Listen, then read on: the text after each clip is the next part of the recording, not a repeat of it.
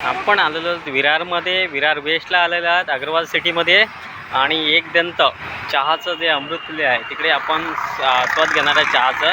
तर हे चहाचं जे आहे शॉप ते स्ट्रॉंग संजोग यांचं आहे. आणि इकडे समोर त्यांची गाडी उभी दिसते आणि हे अग्रवाल सिटी आहे इथे.